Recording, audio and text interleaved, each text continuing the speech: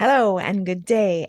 Welcome to the Super Good Camping Podcast. My name is Pamela. I'm Tim. And we are from supergoodcamping.com. We are here because we are on a mission to inspire other families to enjoy camping adventures such as we have with our kids. Today's guest is one of the two brothers that started and run a wonderful guided canoe experience company. And by guided, we mean all inclusive equipment, canoe, tent, paddle, mess kit, stove, PFD, and on food, route planning through some of the most beautiful backcountry scenery you will ever witness, and amazing campsites and amazing camping memories. Please welcome Chris Kelly from Driftwood Paddle, Algonquin. Woo! Welcome, Chris. Hey, Welcome, Chris. welcome, welcome. Thanks so much. Thanks Such for a pleasure joining to be us. here. Yeah, no, this is amazing. And I'm grateful that our paths have crossed and love what you guys are doing. And I love what you stand for, getting people into the backcountry. It's definitely very much in alignment with what my brother and I stand for and why we started Driftwood Paddle. Cool. So a brief introduction to our audience. We heard of you through I think mutual friends, Diana and Andre. They're at West. Well, actually, they're at West. They're back from New Zealand right now because they just spent 2 weeks. So jealous. But we were talking like, you should check them out. They're really cool. And so I went, well, but if you guys think they're cool, I don't have to check them out. Like, we're done. We take your word for it. Yeah. But I did. And yeah, I think what you guys are doing is great. So give me I don't know, just a loose idea about yourself, about how you guys got to 5 years ago, I guess, starting the guiding company. Yeah, I'd be happy to. My brother and I did a lot of traveling through our teenage years. We'd save up. Our parents always encouraged us to have our own jobs, and if we saved the money, we could basically do what we wanted to. And so we spent a lot of it traveling and had amazing experiences. And when we came home, we felt the only necessary or best place for us to be for our adventurous souls was to be up north on the lake, where we spent a lot of our summers with our parents. And my brother and I, we each had a trailer on our parents' property. My parents had their cabin up the hill, and we're like, what are we going to do from here? And so my brother, Kieran, he went and spoke to a local outfitting company and asked about starting a canoe business, canoe guiding, outfitting. And they said, why don't you work for us? And so my brother started the beginning of the summer, and I joined in Labor Day weekend. They're looking for an extra guide, and it just grew from there. I feel like the transition from travel back to Western culture was too much for us. We were both away for about 2 years, and being up in the bush, being able to integrate all the experiences. We traveled Australia and a lot of Southeast Asia. I spent a lot of time in the South Pacific Islands, really living that simple life. And this just translated really well. Before we had gone traveling, we had started to explore into Algonquin, where our lake is positioned. You can paddle down a river. So it started off, we were young, paddling our canoe, over to the Crown Land beach. And right before traveling, we paddled in with an old family fiberglass boat. We packed in firewood, which obviously is a no-no, barrels full of beer, which was a no-no, and no harnesses, etc. And I remember a friend carrying wood, and we convinced him to come. He had told his dad, who didn't want him to come, he's like, I want to be a man. Let me go on this trip. And he's carrying all this wood on a 250-meter portage, and he's like, I would give my pinky not to have to make this return journey. Got to burn that wood. Yeah, exactly. And we just had the best time. So yeah, we came back there after traveling and started guiding, and we guided for that company. Amazing company. I'm about to plug us. Northern Edge Algonquin, right, for 5 years. And then it was just a beautiful transition. They were looking to get out of it and get more into shamanic, yoga style retreats on site, and we wanted to spread our wings and do things the way we wanted to, how we envisioned it. And they really supported us in giving us that launch. with some of their older gear, and just their guidance overall, and that's how it turned out. We it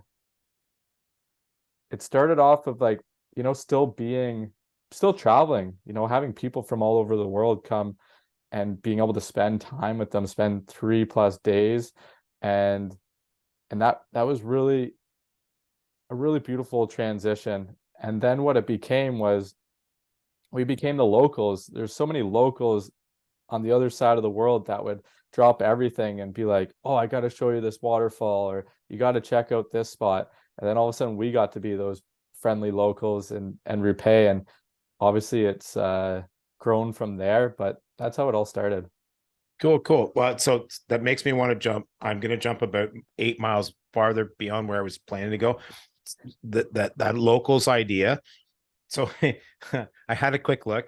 Do you guys have like 48 reviews on like TripAdvisor? They're all 5 stars, all of them. Thank How you. awesome is that? Like how rewarding is that to sit back and go, everybody that had anything to say about our stuff all thinks it's we're doing exactly what we wanted to do, right? Like how rewarding is that? It's beyond. I mean, I've always been a person that has been on a pursuit to find my passion. And even within Driftwood, it's like, how can the business grow as I grow and as my brother grows, and as we bring on people and their ideas to fit their passions. And so that just really speaks to that we're on the right path, and that we're having an impact on people, and that we're doing what we love, and it's being really well received. We're so grateful for all the reviews. Like every time going back and reading through them, they're all so different and unique. And yeah, we had an author on one of our trips this year, and he said, you guys should write a book called The Long Goodbye, because when we get back approximately 2 o'clock in the afternoon, people just chill. And I mean, we're not kicking anyone out by any means. We love that afterglow and hanging out in the outdoor shelter, reminiscing and having a swim. We'll have a sauna this year. It just, you can't beat it. You really can't beat it. And so, yeah, we're so grateful. So grateful. Well, Algonquin is such an iconic park, and you must get people from, I assume, from all over the place that want to come and do your tours.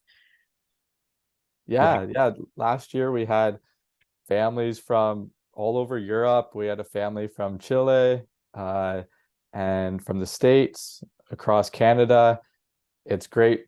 It's a sweet spot for people coming together. There's, family from out west, and part of the family that lives here in Ontario, or just like coming in from different places. It's such a mutual spot to meet up, to explore Niagara, to explore Toronto, but then to have that trip where everyone is just meeting together, and you just bring your duffel bag, bring your suitcase, whatever you got, and get out there and make memories. Cool. So if I'm not mistaken, all inclusive seems to be the big, looking at your website and stuff, right? Like all inclusive, which is great. It's like I just show up in my clothes. That's pretty cool. That's also a boatload of work for you, because you have to supply a bunch of stuff, including some really cool purple. I saw purple canoes. That's awesome. Take me through a standard sort of trip, whether it's however that plays. It's a 1 day, it's a 2 weeks, whatever. What is sort of a standard package for you guys, and are there variables to it? Like do they have to come and just take all of your stuff? If I show up with all, because I have all the gear and then about 4 more sets of it, Enough for 4 more people. I got some issues. If I show up with all my gear, can that play as well? I'm just trying to look at what the picture of taking a trip with you guys. Absolutely. Yeah, we meet people where they're at, and we take them where they want to go. And I really feel we mimic and co-create with nature. I feel like nature really meets people where they're at and takes them where they need to go, and teaches them a lesson, cares for them in some regard, but then also challenges them in the other. So that's what we believe in. We start with an introductory call, like exploration call, where we talk about, hey, what do you want out of this trip? If everything was to go perfect, what would be the outcomes? And then we tailor make the trip. Sometimes it's a young family and they want to have like really magical moments. And so we might do a trip where we base camp for the 3 days. Our minimum trips are 3 days, and then we go up from there. We always say, if you have the time and the resources, go for 4, go for 5, because once you're out there, as you guys know, I don't want to go home. Exactly. It always deepens. We always say this, and not being real salespeople, more service orientated. We're starting to realize that what we do is, as a coach said, a noble cause. And so to like embody speaking what we believe. But after 3 days, it really starts to sink in. The circadian rhythm starts to sync up, but just you get into a bit of a routine, and the stepping outside that comfort zone is now a bit more comfortable, and you're open to receive all the nature's gifts, and you're able to deepen the connections with yourself, with the collective, the group that you're with, and just continue to make these beautiful memories in a place of presence, which I think is getting more difficult in modern society. Getting off track, but so we have that call, and then we get people completely set up. Of course, we talk about dietary, what kind of food. We love cooking on the fire. We love getting people involved, and we love food and making sure that people are really surprised. We don't utilize time on our trip because we don't believe it even has a place in the backcountry. When you talk about time, you think about, I got to be at this appointment, or I should be eating, or should be tired or sleeping. Or in the backcountry, just let that all go, and we don't worry about the menu. Telling people, we say, if you're hungry, we got a barrel full of food, and there'll be snacks, whatever you want. We got something for you.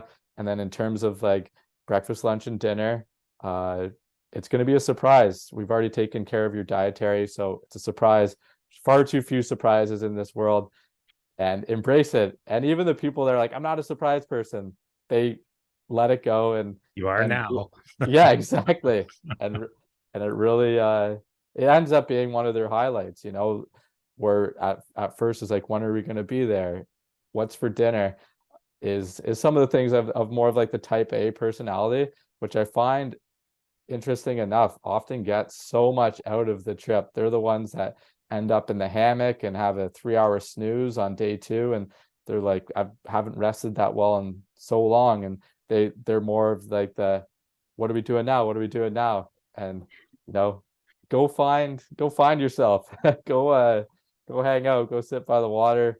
We do a lot through the day, but we make sure that there's that time for relaxation, recalibration, reflection. So yeah, depending on the group, it can be a very intrepid, moving, people that want to like cover ground and have that more fitness-based trip, and like to do a loop. But then there's also, like I mentioned, the base camp, and then you can do light day trips, young families, base camp, and then we can hop in the boat and paddle down to a beach, or go find a waterfall, or go for a sunrise paddle to go check out moose, like in my background there. They're all so unique, and that's why I love it. It's, for me and my brother, it's like we're getting invited on everyone's family vacation or everyone's vacation, and we get to really share what we feel, and we like to think of ourselves as fairly intuitive, what's going to really knock their socks off, and they don't have to worry about anything. We got first aid handled, everything's handled, and so it's like, hey, this is gonna blow your socks, or this is gonna be great, and you can co-create and flow as the trip goes on. That's cool. Very much in you cover all the details, they get the experience. Like they Totally. get Yeah. to just soak all that in. That's Mhm. I'm so Yeah. like, we have to paddle 47 kilometers today. You know, there are days that Yeah. I really hate myself.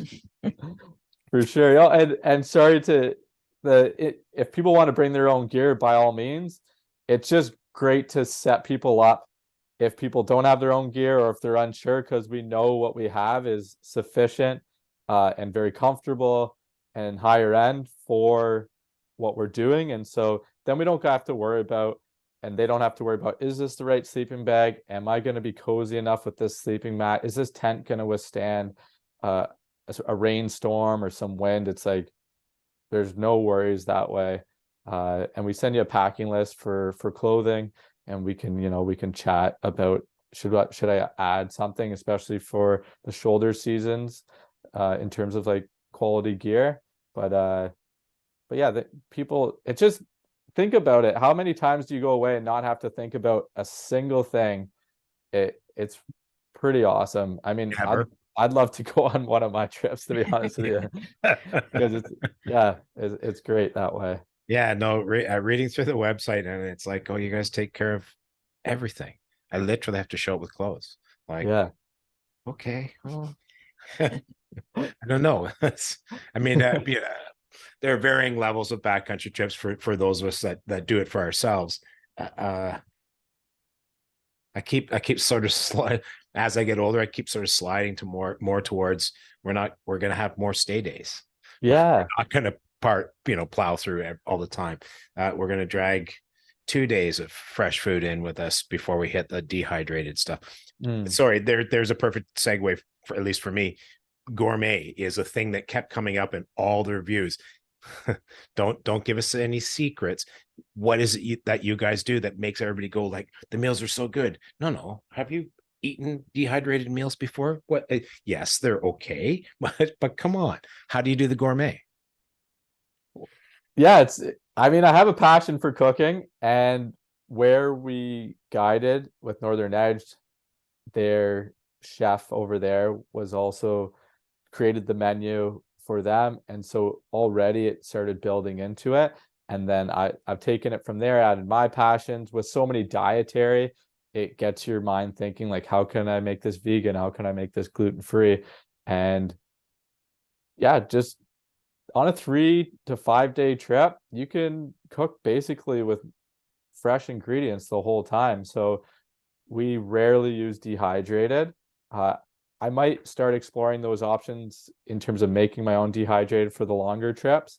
Um, but yeah, fresh ingredients, making like, real tasty pastas, soups, hearty wraps, delicious breakfast, and just adding those extra touches where people just wouldn't think about it. And often they say, I'm going to try and make this at home. We should make this at home. And I love food. So I just know how it speaks to people, and I know how the body actually craves food out in the backcountry where you're actually hungry and you actually feel like you've fueled yourself and nourished to a different degree, that it just hits different. And so if beans and hot dogs can taste amazing in the backcountry, can you imagine what restaurant quality food tastes in the backcountry?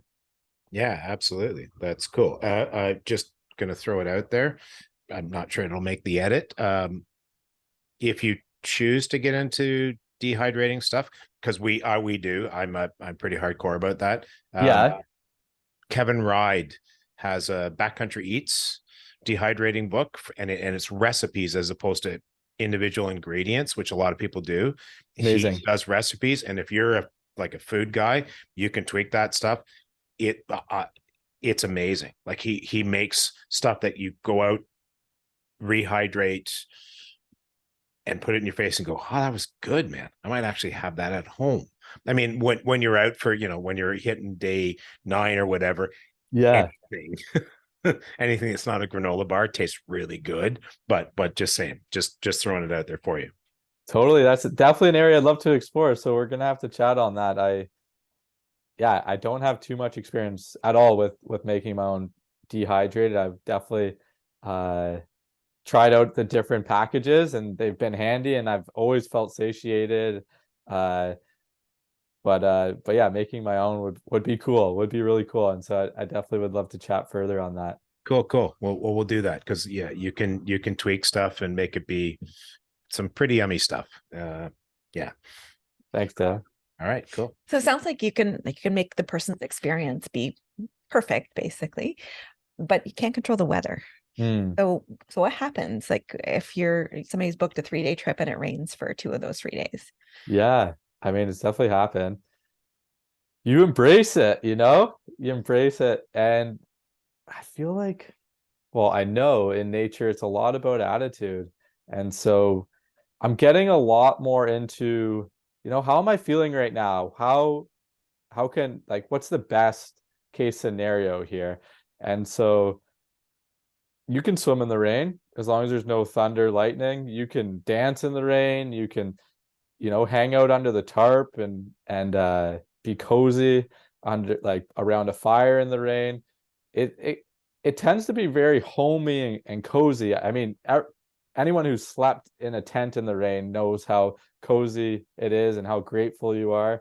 So I embrace them. I mean, ideally you don't have it for the whole trip, but I honestly think that some of the best adventures are the ones that, you have to experience that type 2 fun, as the Dirtbag Diaries talk about, where it's a bit more adversity, and you appreciate when the sun comes out. You're like, wow, like, this is awesome. It feels so warm, and things start to dry out.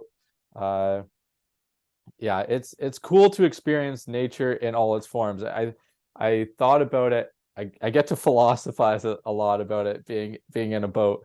I call it like between paddle strokes, just thinking about life and how it relates and the metaphors in nature.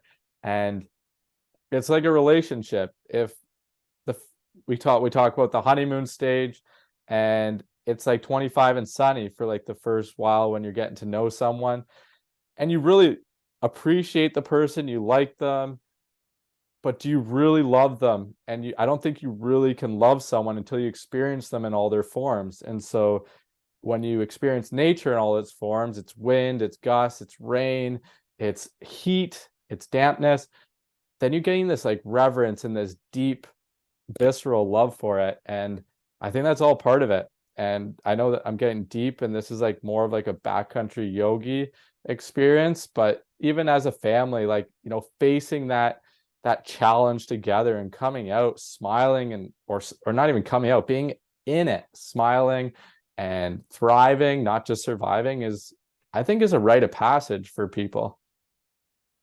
Cool. I know I'm getting deep. No, that's cool. That's fine. Like, I think that's part of the psyche of what all of us that love nature, like, that's all part of the package is getting that backcountry yogi going. Well, many people have said similar to what you said about how the most memorable trips were the ones that didn't necessarily go perfectly and everything went hunky-dory and as planned. Yeah. Something came up and that made it more memorable. Yeah, I've had 2 5 days, and in my one with a buddy I met in Vietnam motorcycling. He's from New Zealand, and we went on a trip, and it rained every day. The whole time we're like, it's perfect. We come out of the tent, it's perfect. And it was a colder rain. In the summer, it was just a cold spell. And there were some times where, like, we got into camp late, and we were cold. We were really cold, setting up a tarp and then our tent underneath and a fire. And we just said perfect the whole time. And like, we look back on that trip as legit perfect. And it was uncomfortable a lot, but it was so magnificent. And then I ran a men's group this year, a group of 4 men. And it was, again, and this was like end of September, and it was really quite, I wouldn't say, it was cold. And we were wet, and even like our Terex gear like soaks through eventually. And we literally had 15 minutes of sun and maybe 15 minutes of stars. It was such an epic trip, and the breakthroughs that we all had on it, we I often facilitate a debrief at the end of the trip, but then have a conversation if the groups are open to it, say 2 weeks after or a month after, like, hey, like now that it's integrated, and like, how are you showing up differently Now that you've taken a breath and you've had time to absorb it. Yeah. exactly, yeah. And it's so profound, like the experiences. I think of one, and it was right before the sun came out. We had a big paddle on the last day. We got a fire going the night before despite it raining like crazy, and it was so like uplifting for our spirits. I mean, we had a great time the whole time, but like it was cold and wet, and we were just kind of tired of the rain. Got a fire going. The last day we're paddling. I gave one of the guys the map, one of like a good friend of mine that he kind of organized the group, and I'm like, you got this. And so they're up ahead. He's taking like that leadership role. I'm tail guiding with the other two. We get to this falls, and it's kind of a bit too cold to swim in it, but we're just amongst it, and we have a group huddle, and we're really celebrating. Go to the end of the portage and making lunch, and we hear one of the guys just screaming, ah! And the other three guys are like kind of concerned, but I could tell that, I don't know, just intuitively I was like, he's fine. But just the other three guys were like, are you sure? And I'm like, I'm sure he's fine, but I'll walk up the trail. And he's coming down, and he's crying. And I'm like, you good? And he's like, he let like this little smile go. And he had this like amazing, profound breakthrough of, he had 3 sons, and recognizing that his middle son wasn't really feeling seen by him. And he had this, like, saw these trees, and it was just like what all came together on like a 5-day, just being out there, the potency of it. And I mean, flash forward to the debrief at like 2 weeks after, and he's like, I went home, I spent time with with all my family, but I really made sure I spent time with that middle son. And he told me that he loved me, and he hadn't said that in so long. So like, these are the things that are happening on trip that, rain's not stopping these things. Yay. It's amazing. Yay. Yeah. So I've got one more question, and then I want a story from you, young man. Okay. We've had a few stories. Okay, but I you're right. We have had stories. I shouldn't be so greedy. I'll dig. More. Being a backcountry camper for the most part, as much as I can, I know how hard it is to book backcountry campsites. How does I know you guys are in the north, you're in the northwest corner of Algonquin, so maybe slightly less popular, a little less traffic up there, maybe more availability, but how do you book sites? Because Ontario Parks it's a bit of a nightmare sometimes, right? Yeah. We've been fortunate just to trust the process and book things. Like, we've never booked ahead of time planning to book a trip. Like, I mean, maybe at one point we'll do that, but we're campers at heart, so we don't want to book ahead of time and deprive someone else of that's already has their trip planned. And so if people book later, then we just like see what's available and we make a trip out of it.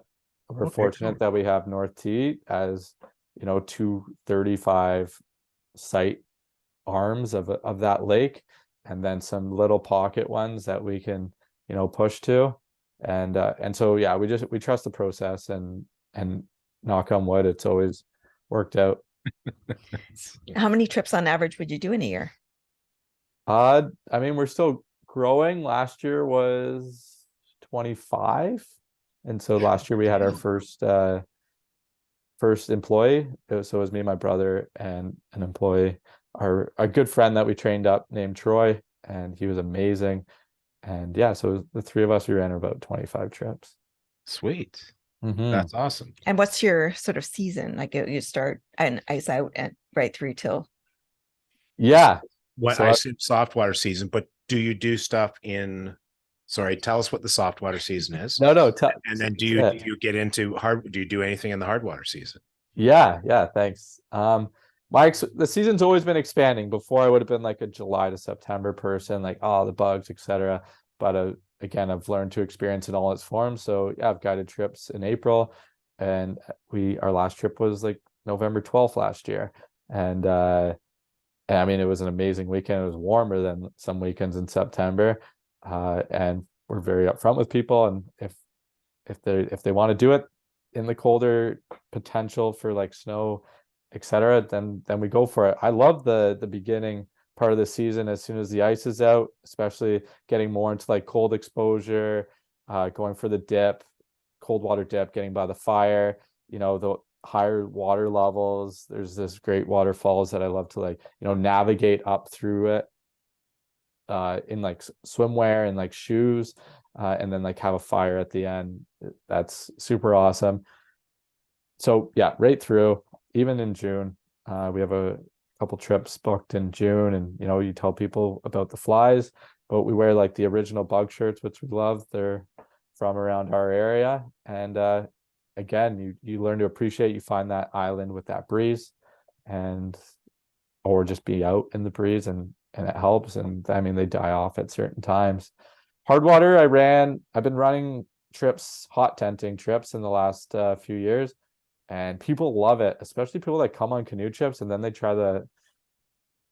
we go snowshoeing and we haul our gear. Depending on the group, I can either wait for them to set up the tent, or I set it up ahead of time, depending on the experience, and to sleep out in 25, 30 degrees and in the middle of the woods. It's so quiet and still, cooking over the outdoor fire, staying moving, producing our own heat, but then retiring to the cozy tent is awesome, and people really love it. I was definitely apprehensive our first weekend that we did it, where with people that were fairly new to camping, and it was like -25, -30, and they loved it. And so we'll definitely be looking into doing more of that, probably like a 6-week window. I'd love to travel in the winters as well, so offer like a 6-week window, and then travel for a chunk of the winter. It takes, right. So obviously you get to get a little bit of a break sometimes too. Yeah. Right. And then also I'd love to offer trips in Argentina and etc. in the Southern Hemisphere during our winter as well. Cool. Yeah. Sounds like Awesome. a terrible lifestyle. Yeah. Exactly. I'm just as big as I can dream. I'm not taking anything off the table, and it's amazing when you start thinking about it. One of my really close friends, he's like, I have 2 cousins that are like in their 40s, and one's a mountain guide and one's a river guide in Argentina. And so how epic would a trip like that be? Climb a mountain and then paddle a river in January. Yeah. That would be terrible. Yeah. Let's do this. That's cool. So I'm curious. I'm not going to bug you for a story because we're a little tight on time now, and Okay. we did get some from you, so I'll give you a pass there. Do you, as it evolves, because I mean, as with everything, do you have specific, this is where I want to go with it, this is what I want to do with it, or is it just sort of an organic, like doing additional hikes to Argentina or whatever? Like, is it just, let's see how it goes? If something occurs to us, let's talk about it. Like I make the assumption you and your brother have a yak, and then go, sure, or nah, I don't know, I'm not sure that's going to play out. Yeah. Great question. It's always been organic for us, and we never want to invest too much time and money into pigeonholing ourselves into a certain demographic or a certain, oh, that's what these guys do, and that's just what we do. We've always wanted the business to be able to grow as we grow, rather than us having to not grow or grow in a certain way to fit the business. And we're grateful for an opportunity to do that. Right now, we're really focusing on co-collaborating. So I'm running a yoga trip this year with a good friend of mine that's a yogi. I'm doing my yoga teaching as we speak as well. I'm running a nature therapy trip. I'm running a natural movement trip. These are all co-creations with people, so like building that community.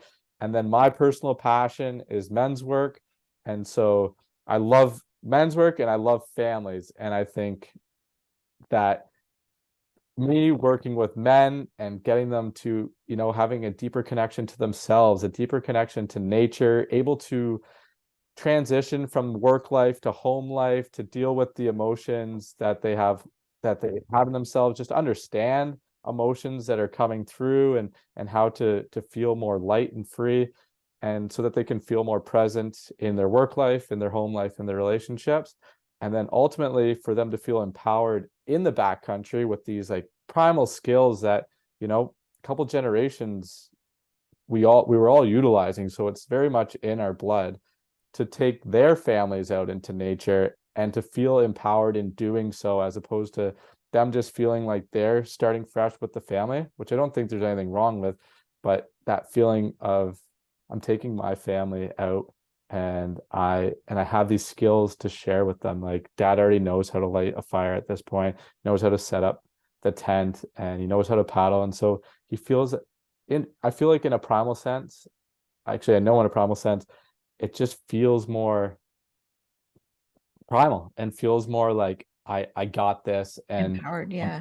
empowered, and the family feels like, wow, dad's got this. And like seeing him in a different light from his job, coming home in a suit or in coveralls or whatever. And then my dream is for these people to look at travel and look at experiences totally differently. Like say if they even want to go to Costa Rica or Asia, that they're looking for more of these intrepid experiences where they're able to come together as a team and overcome something. That they're creating stories and they're creating magical moments. And moments can happen, can be at 5 seconds, they can be a minute, but being open to, this is a great opportunity to like have this moment with my son or with my daughter, or with my partner. Because I really feel like that's what anchors emotions, and that's the depth of the human experience. And that's what I want to facilitate. That's Cool. what we are facilitating. Cool.